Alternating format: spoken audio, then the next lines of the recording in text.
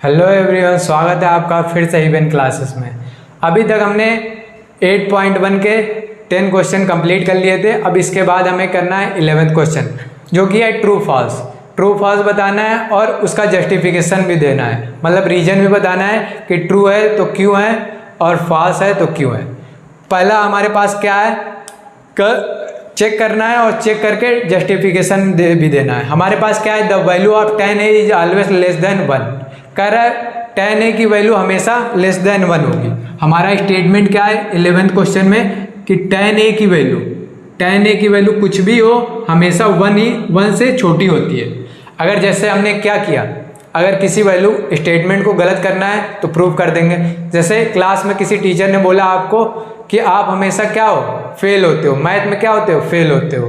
तो एक बार अच्छा नंबर लाके अगर हम प्रूव कर दें तो उनका मतलब स्टेटमेंट गलत है। हम हर बार नहीं फेल होते हैं, कभी भी अच्छा नंबर आ सकता है। अगर हम मेहनत करेंगे तो हम भी अच्छा नंबर पा सकते हैं। तो अगर स्टेटमेंट को रॉन्ग करना है तो कोई एक एग्जाम्पल देना पड़ेगा, एक एग्जाम्पल सेट करना पड़ेगा कि जो स्टेटमेंट को दिखाए कि वो गलत है। हम क्या करते हैं, एक ट्राइंगल बनाते हैं। हम ले लेते हैं 10a की वैल्यू क्या करते हैं 4/3 ले लेते हैं। अब ये क्या होगा, 3 से 4 में डिवाइड करेंगे, इसका वैल्यू आएगा 3 1 जा 3, फिर क्या बचा, क्या 1 में डिवाइड नहीं जाएगा तो डेसिमल लगाए, 0 आ गया, 3 3 जा 9, फिर ऐसे 3 3 जा 9। ये क्या वैल्यू क्या बढ़ी है, 1 से बड़ी है। इसका मतलब 10a की वैल्यू क्या आ गई, 1 से बड़ी आ गई। अब क्या ये ट्राइंगल फॉर्म करेगा। अब ट्राइंगल फॉर्म करने के लिए क्या देखेंगे, 10a क्या होता है परपेंडिकुलर अपॉन में क्या होता है बेस, परपेंडिकुलर अपॉन बेस। तो एक ऐसा ट्राइंगल बनना चाहिए जिसमें परपेंडिकुलर अपॉन बेस क्या हो, ये फॉलो करे। तो परपेंडिकुलर क्या लेते हैं, एक ट्राइंगल बना लेते हैं। ट्राइंगल 10a लिया है तो यहाँ पे a, यहाँ पे b और यहाँ पे c। a के लिए परपेंडिकुलर ये है तो परपेंडिकुलर की वैल्यू क्या है 4 अपॉन में बेस की वैल्यू क्या है 3। अब यहाँ से पाइथागोरस थ्योरम से हम देखते हैं AC की वैल्यू क्या होती है, AC स्क्वायर क्या होता है AB square plus BC square. अब AC की वैल्यू फाइंड करनी है तो AC square equal to AB square. AB की वैल्यू क्या है 3 का स्क्वायर और BC का स्क्वायर क्या है 4 का स्क्वायर। अब 3 का स्क्वायर 9, 4 का स्क्वायर 16। अब ऐड करेंगे क्या आएगा 25। AC स्क्वायर की वैल्यू 25।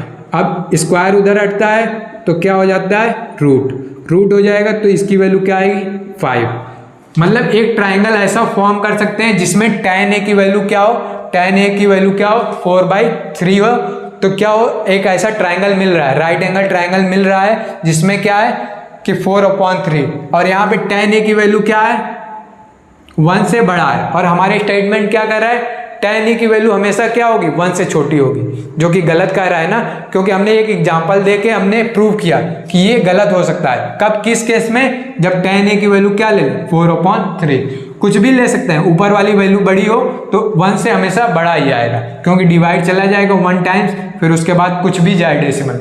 इसका मतलब ये 1 से बड़ा है। इसका मतलब statement is false, statement is false. ये स्टेटमेंट क्यों फॉल्स है, उसका यही रीजन है कि हमने एक ट्राइंगल बना सकते हैं। Here we construct a triangle in which perpendicular क्या है 4 है और बेस क्या है 3 है। ये इतना जस्टिफिकेशन में करना पड़ेगा, हमें दिखाना पड़ेगा कि एक ट्राइंगल बन रहा है और यहाँ पे क्या है 10a की वैल्यू 4/3 जो कि बड़ी है 1 से। अब बढ़ते हैं क्वेश्चन नंबर, इसका सेकंड पार्ट, 11th का सेकंड पार्ट।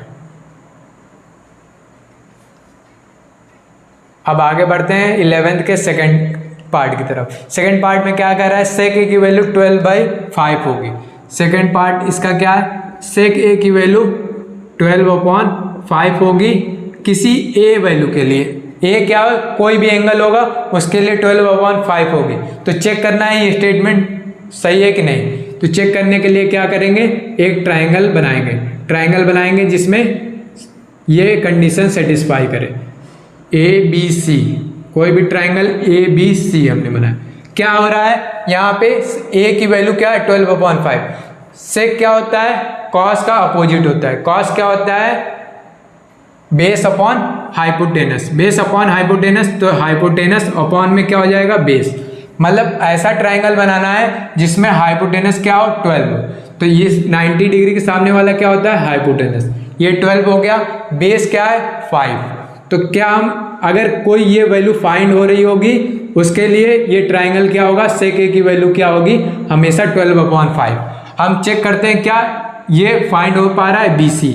अब क्या होगा पाइथागोरस थ्योरम यूज करते हैं, AC का स्क्वायर क्या होगा AB स्क्वायर प्लस BC के स्क्वायर के इक्वल हो।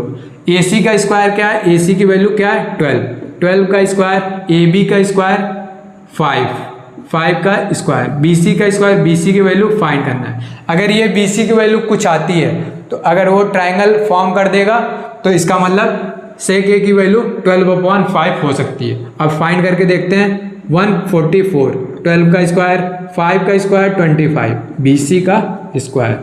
अब इधर आएगा माइनस में 144 माइनस 25, माइनस करेंगे 9 और यहाँ पे 3 में से 2 माइनस हुआ 1, BC स्क्वायर, यहाँ पे क्या था इधर BC स्क्वायर, तो BC की वैल्यू क्या आ जाएगी, स्क्वायर हटेगा रूट आ जाएगा, मतलब BC की वैल्यू क्या आएगी √119।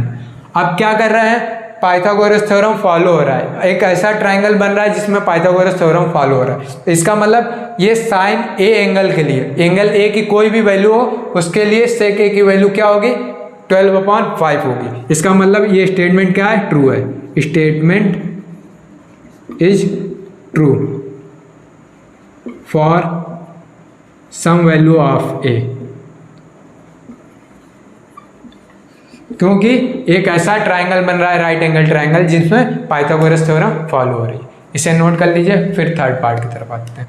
अब आते हैं इसके थर्ड पार्ट में। थर्ड पार्ट में क्या कर रहा है, cos A is abbreviation use for cosecant of angle A. कर रहा है कॉस ए एब्रीविएशन है किसका, कॉसेकेंट का, कॉसेकेंट का किसका, कॉसेकेंट ए का एब्रीविएशन है। एब्रीविएशन सबसे स्टार्टिंग में ही इंट्रोडक्शन वीडियो में सिखाया था। कॉसेकेंट एब्रीविएशन किसका होता है, ये एब्रीविएशन होता है। एब्रीविएशन में क्या करते हैं, इसको शॉर्ट कर देते हैं, इसको आगे वाला हटा के सिर्फ इतना बचाते हैं, तो ये कितना बचता है कॉसेक फिर ए, ये इसका एब्रीविएशन होता है। कॉस का एब्रीविएशन क्या होता है, कॉसेंट ए। इसका मतलब ये गलत बोल रहा है, ये इसका एब्रीविएशन कॉसेक का होता है, कॉस का एब्रीविएशन इसका होता है, इसलिए ये क्या स्टेटमेंट फॉल्स है। हम क्या बोलेंगे, कॉसेक ए किसका एब्रीविएशन होता है, कॉसेक ए का, इसलिए ये स्टेटमेंट क्या है फॉल्स है। इसी के साथ फोर्थ भी देख लेते हैं। थर्ड में इतना ही लिखना था कि cosec and is abbreviation of cosec A, इसको नोट कर लीजिएगा। Cosec A is abbreviation of cosec A, cos A का एब्रीविएशन क्या होता है कॉसेंट ए। अब क्या कर रहा है फोर्थ में क्या है, cos A is a product of cot, cot A क्या होता है प्रोडक्ट होता है किसका, कॉट ए प्रोडक्ट होता है किसका, कॉट और ए का, कॉट और ए का नहीं, कॉट और ए का प्रोडक्ट नहीं होता, ये एंगल होता है और ये एब्रीविएशन होता है टेंजेंट का, कॉटेंजेंट का, ये क्या होता है एब्रीविएशन होता है, ये इसका एब्रीविएशन होता है। ये नहीं कि कॉट और ए का मल्टीप्लाई किया जो आया कॉट ए, वो नहीं है। कॉट ए एब्रीविएशन हमने स्टार्टिंग में बताया था, ये एंगल की वैल्यू होती है और ये इसके साथ में रहती है और ये वैल्यू देता है जब रेशियो एक साथ ट्राइंगल में फॉर्म करते हैं। इसका मतलब ये क्या है, फोर्थ स्टेटमेंट भी क्या है गलत है। थर्ड क्यों गलत हुआ, क्योंकि ये गलत एब्रीविएशन बता रहा था, और ये क्यों हुआ, क्योंकि ये प्रोडक्ट बता रहा था, ये प्रोडक्ट ना होके एब्रीविएशन था। अब इसके बाद फिफ्थ करते हैं, इसको पहले नोट कर लीजिए। अब इसका लास्ट पार्ट है, फिफ्थ पार्ट में क्या बोल रहा है कि साइन ए की वैल्यू 4/3 होगी फॉर सम एंगल थीटा। इसका मतलब साइन ए की वैल्यू क्या होनी चाहिए 4/3, साइन थीटा की वैल्यू क्या होना चाहिए 4/3। तो हम एक ऐसा ट्राइंगल बनाने की कोशिश करते हैं जिसमें 4/3 हो, 4/3 फॉलो करें। थीटा की वैल्यू कहीं पे भी ले सकते हैं, अगर ये थीटा ले लिया, अगर ये कोई ट्राइंगल है ABC, इसमें ये थीटा है तो 90 डिग्री के सामने वाला क्या होता है हाइपोटेनस। थीटा जहाँ पे बन रहा है जिस साइड पे वो बेस है, और थीटा और ये बचा साइड परपेंडिकुलर। साइन थीटा क्या होता है परपेंडिकुलर अपॉन में बेस, परपेंडिकुलर में hypotenuse, perpendicular upon hypotenuse. Perpendicular क्या है 4 है, परपेंडिकुलर क्या है 4 है, हाइपोटेनस क्या है 3 है, हाइपोटेनस 3 है। अब आप खुद से ध्यान से देखिए, क्या कोई ऐसा ट्राइंगल पॉसिबल है कि जो हाइपोटेनस से है छोटा हो, हाइपोटेनस जिसमें छोटा हो, साइड से छोटा हो, ऐसा कोई ट्राइंगल पॉसिबल है? हमने स्टार्टिंग में ही बताया था हाइपोटेनस क्या होती है, बड़ी साइड होती है, बड़ी सबसे बड़ी साइड क्या होती है ट्राइंगल की, हाइपोटेनस। और यहाँ पे ये क्या दिखा रहा है कि हाइपोटेनस 3 है और जो परपेंडिकुलर वाली साइड है वो 4 है, मतलब हाइपोटेनस छोटी कर दिया, ऐसा ट्राइंगल फॉर्म ही नहीं हो सकता। इसका मतलब ये सही ही नहीं है। हम लिखेंगे क्या, here we see that hypotenuse is less than other side, और जो कि ये गलत है, विच इज नॉट पॉसिबल, ये हो ही नहीं सकता कि हाइपोटेनस क्या हो जाए, छोटी हो जाए, विच इज नॉट पॉसिबल। और ये पॉसिबल नहीं है, इसलिए क्या है, स्टेटमेंट क्या है 10, स्टेटमेंट क्या है फॉल्स। ये हमारा क्या था, जस्टिफिकेशन। अब यहीं तक इस वीडियो में रखते हैं। ये था हमारा 8.1 कंप्लीट। इसके बाद हम अगले वीडियो में अच्छे से सीखेंगे कि ट्रिक के माध्यम से कैसे वैल्यू याद किया जा सकता है या टेबल को ऐसे 2 मिनट में फॉर्म कर सकते हैं। अगर ये आपको समझ में आया हो तो प्लीज़ लाइक कर दीजिएगा वीडियो को, और पढ़ते रहिए और सीखते रहिए।